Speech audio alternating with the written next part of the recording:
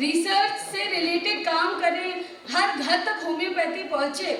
ये हमारी एक उपेक्षा है आप सभी से कि आप इस चीज़ के लिए कृपया मेरी अपील को समझें और आगे हर सामाजिक कार्य में अपने लिए उपस्थित रहे, सभी पेशेंट्स के लिए उपस्थित रहे। ये 2 दिन का जो कार्यक्रम है हेल्दी वर्ल्ड विजन फाउंडेशन के तत्वाधान में जो आपके सम्मुख हो रहा है, इसका एकमात्र उद्देश्य यही है कि हर घर तक होम्योपैथी को पहुंचाना है।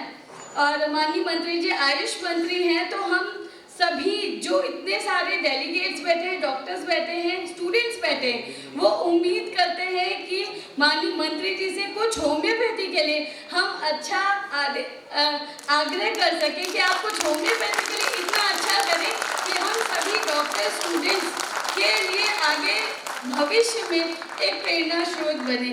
तो बहुत ज़्यादा समय नहीं लेंगे, माननीय मंत्री जी से बस एक आग्रह करते हैं कि होम्योपैथी के विषय में प्लीज़ सोचें और हम सभी डॉक्टर्स को एक शुरुआत करने के लिए एक अच्छा माध्यम बने। तो बहुत बहुत धन्यवाद आप सभी के लिए।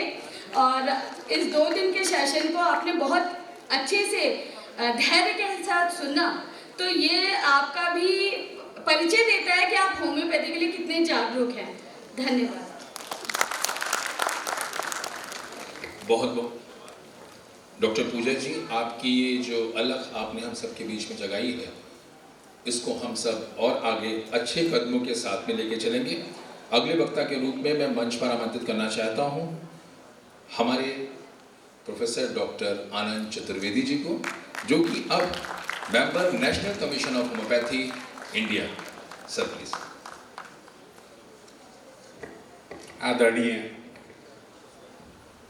मध्य प्रदेश के आयुष विभाग के मंत्री जी, भाई तेज बहादुर सिंह जी विधायक, हमारे गुरुवर प्रोफेसर BN सिंह, मित्र मिश्रा जी, मैडम रेणु और आयोजक नायक पति पत्नी,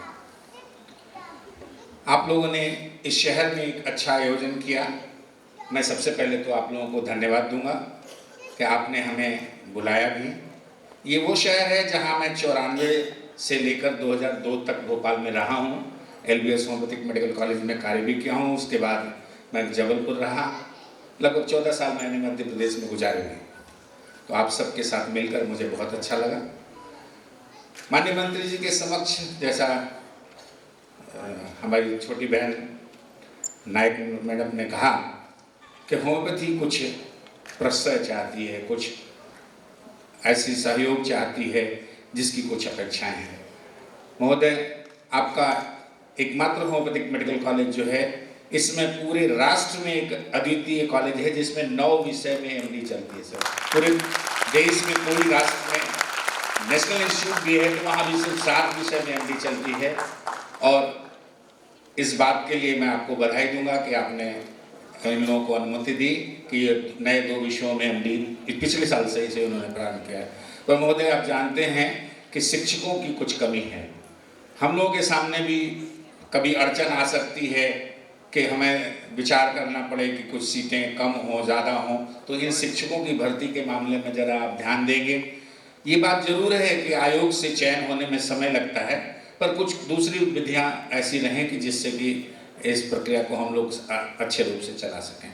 आपसे ये जरूर अनुरोध होगा कि एकमात्र होम्योपैथिक कॉलेज है पूरे प्रदेश में, तो कम से कम हर संभाग में एक होम्योपैथिक मेडिकल कॉलेज की स्थापना की जाए।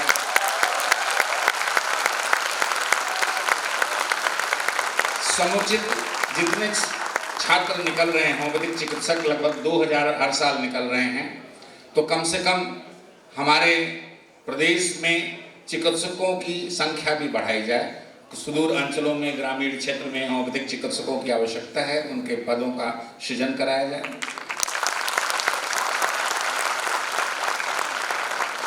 मैं आप सबको आभारी हूँ, खासतौर से आयोजकों का कि उन्होंने ये हमें मौका दिया। इन्हीं शब्दों के साथ जय हिंद, जय होम्योपैथी। बहुत बहुत धन्यवाद गुरुवर। हमारे बीच में माननीय डॉक्टर तेज बहादुर सिंह जी चौहान, विधायक नागदा खासरौद मध्य प्रदेश से आए हुए हैं। जोरदार तालियों से स्वागत, अभिनंदन। जिनकी कथनी का प्रतिफल है करनी सदा, जिनकी मैत्री लगी दुखरनी सदा, हमारे दर पर आए हमारे विधायक महोदय, आपका हार्दिक अभिनंदन, वंदन। सभी को नमस्कार करता हूं और आज हम सबके बीच में अतिथि के रूप में विराजमान मध्य प्रदेश सरकार के सम्मानीय आयुष मंत्री जी, साथ में उच्च शिक्षा विभाग को भी मध्य प्रदेश में आप देख रहे हैं। मंच पर विराजमान इस पूरे आयोजन की सूत्रधार डॉक्टर पूजा जी, डॉक्टर चतुर्वेदी साहब, डॉक्टर मिश्रा जी, डॉक्टर सिंह साहब, आप सभी को नमस्कार करता हूं। मुझे प्रसन्नता है आप लोगों के बीच में आकर, और मैं यदि ना भी चाहूं तो भी मन आप लोगों के बीच में खींच कर ले आता है। मेरे अपने परिवार में मेरी बहन के यहाँ शादी का उत्सव है और मैंने पूजा जी को कई बार कहा कि मैं नहीं आ पाऊंगा। पिछला जब विधानसभा का सत्र चल रहा था तब आप आई थी और आपने आग्रह किया था, उस समय मैंने हाँ कह दिया था, लेकिन वर्तमान में परिस्थितियां अलग थी। लेकिन लगातार आपका आग्रह बना रहा और मैं शादी के उत्सव में से समय निकालकर आप लोगों के बीच में आ पाया।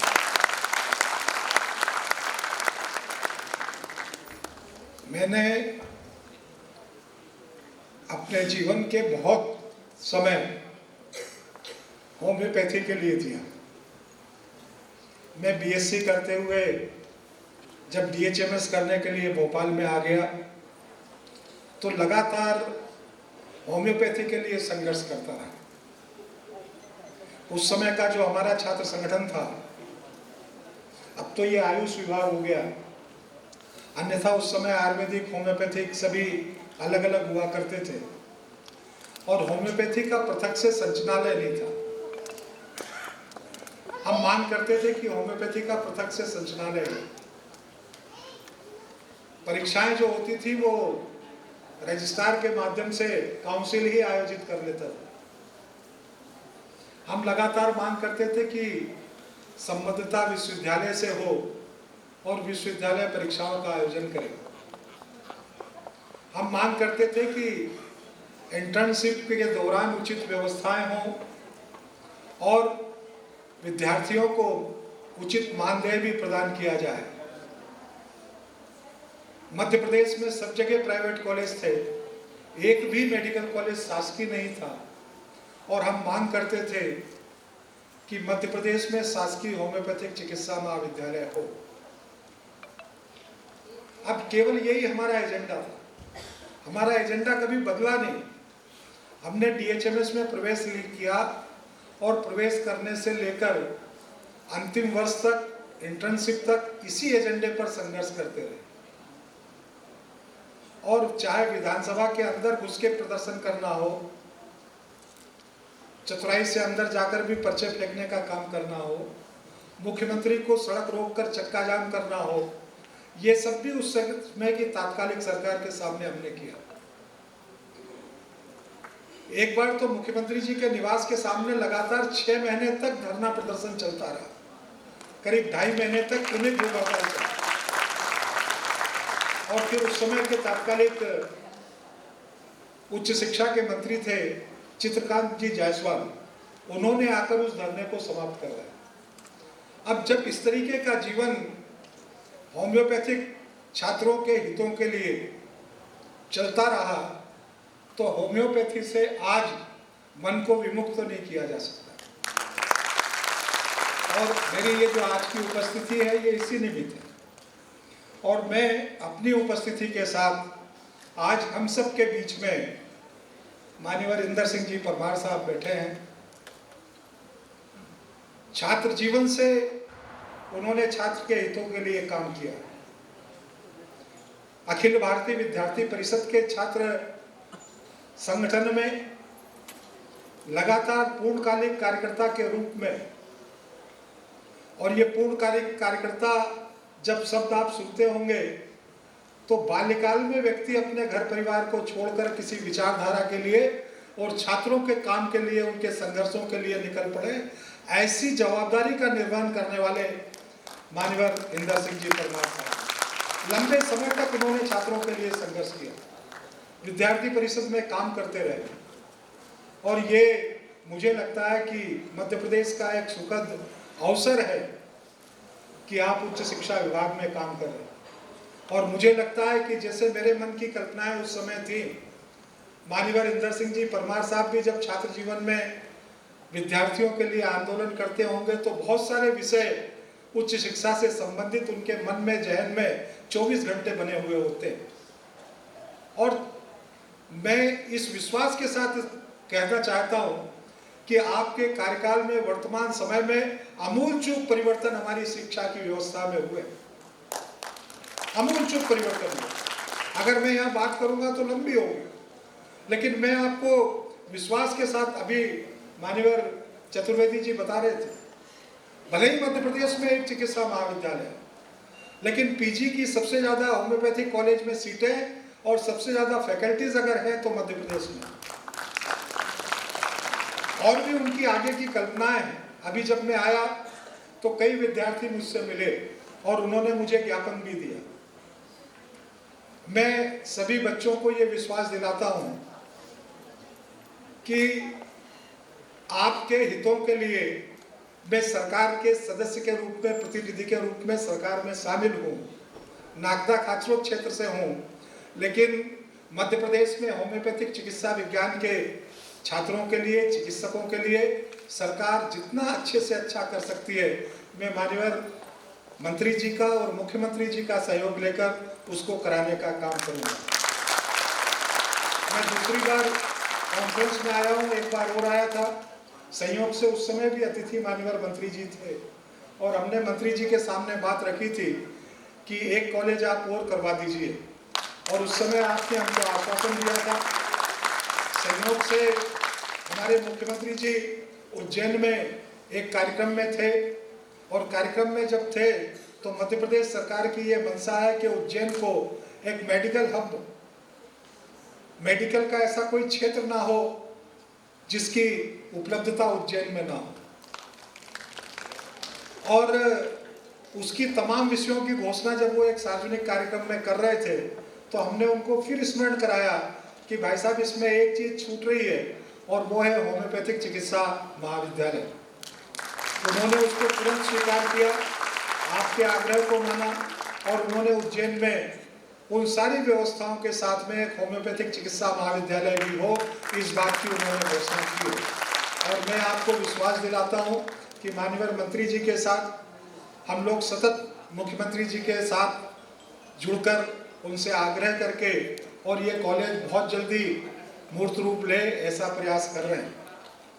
आप सबकी जो मांगे मेरे ध्यान में है, मैं एक एक बात को दोहराना नहीं चाहता, लेकिन आपकी बातों के लिए सरकार को समय समय पर स्मरण दिलाने का काम जरूर करूंगा। लेकिन मैं जिस तरफ आपका ध्यान नहीं गया होगा, वो एक बात जरूर मैं माननीय मंत्री जी को याद दिलाना चाहता हूँ। अभी अपनी सरकार भाई साहब सभी जगह उप स्वास्थ्य केंद्र जो प्रारंभ किए गए हैं और ग्रामीण क्षेत्रों में अपन ने जो उप स्वास्थ्य केंद्र दिए हैं, उसमें CHO का एक पद निर्धारित किया, और वो जो CHO है उसमें BSc नर्सिंग या BMS इस पात्रता के लोगों को वहाँ पर CHO के रूप में पदस्थ किया जाता है। और मुझे लगता है कि किसी भी चिकित्सा विज्ञान का विद्यार्थी, चाहे वो होम्योपैथी का हो, आयुर्वेद का हो, अगर BMS होता है तो BHMS भी होना चाहिए, और उसकी पात्रता है। तो ये एक हिस्से में आपके संज्ञान में लाना चाहता हूँ कि CHO की पात्रता में BMS, BHMS, BSc नर्सिंग इन सभी को कर दिया जाएगा, तो जितने ज़्यादा पद आपको कल्पना नहीं होगी उससे ज़्यादा पद मध्य प्रदेश में होम्योपैथिक चिकित्सकों के लिए भी क्रिएट होंगे। बाकी आप सब ने जो बात की है उसको मैं ध्यान रखूँगा। आप सभी का स्नेह प्रेम और आशीर्वाद बना रहे, ये भी मैं अपेक्षा रखूंगा। और माननीय मंत्री जी को धन्यवाद भी कहूँगा। मंत्री जी का आज कार्यक्रम नहीं था। ये कभी कभी मैडम बड़ी दुविधा होती है, हम 2 महीने पहले से जब कार्यक्रम करते हैं तो 2 महीने बाद क्या कार्यक्रम होगा। माननीय मुख्यमंत्री जी का भी कार्यक्रम तय थे, माननीय मंत्री जी के भी कार्यक्रम तय थे, और फिर अचानक आ पाना संभव नहीं हो पाता। लेकिन फिर भी माननीय मंत्री जी हमें समय निकालकर और सुजानपुर से वापस लौट कर आए और वापस जाएंगे। मैं आप सबकी ओर से माननीय मंत्री जी को बहुत धन्यवाद करता हूँ। सभी को नमस्कार, जय हिंद। बहुत बहुत धन्यवाद सर। यहाँ सभी